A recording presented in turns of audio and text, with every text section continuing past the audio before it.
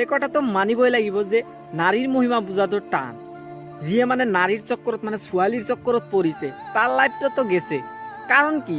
কাৰণ ছোৱালী বা নাৰীয়ে আপোনাৰ সন্মুখত এটা ৰূপ দেখুৱাই আছে, পিছত আন এজনৰ সন্মুখত যাব আন এটা ৰূপ দেখাব। মানে নাৰীসকলৰ মানে ছোৱালীসকলৰ ভেৰাইটিজ ৰূপ থাকে, যিটো আমালোকে বুজি নাপাওঁ। আমালোকৰ সন্মুখত এটা সহজ সৰল ছোৱালী বা নাৰী হোৱাৰ মানে ৰূপটো দাঙি ধৰে, কিন্তু আচলতে তাৰ ভিতৰত যিটো ৰূপ আছে সিটো দেখিলে আপুনি তাৰ লগত ভাল পোৱাটো দূৰৰ কথা, তাৰ লগত মিহিব মানে কথা ক'ব নোখোজিব।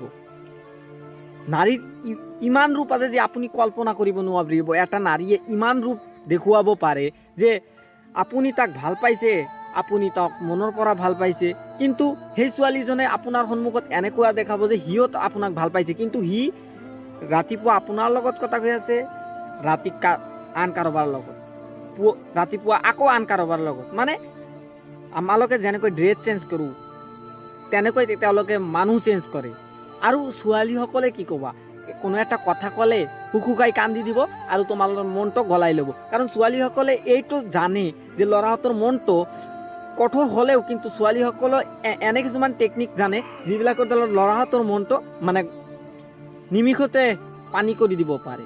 আৰু এইটোৰ মানে ফাইদা লৈ ছোৱালীহঁতে ল'ৰাসকলক ইউজ কৰি আছে আজিৰ সময়ত। ছোৱালীসকলে ৰূপটো মানে বেয়া ৰূপটো দূৰত ৰাখি ভাল ৰূপটো আগত ৰাখি ল'ৰাসকলক ইমপ্ৰেছ কৰে, তাৰ লগত প্ৰেম কৰে, তাৰ লগত মানে আৰু কিবা কিবি কৰে। তাৰপিছত সেই ছোৱালীজনে আন এটা ভাল ল'ৰা পালে তাৰ লগত গুচি যায় আৰু সেই ল'ৰাটোৱে মানে বৰবাদ হৈ যায়। ছোৱালীসকলৰ মানে ভেৰাইটিজ ৰূপ থাকে যিটো আমালোকে বুজি নাপাওঁ। কাৰণ যেনেকৈ আমালোকৰ মৌচম চেঞ্জ হয়, ঋতু চেঞ্জ হয়, তেনেকৈ ছোৱালীসকলৰ ৰূপটো চেঞ্জ হয়।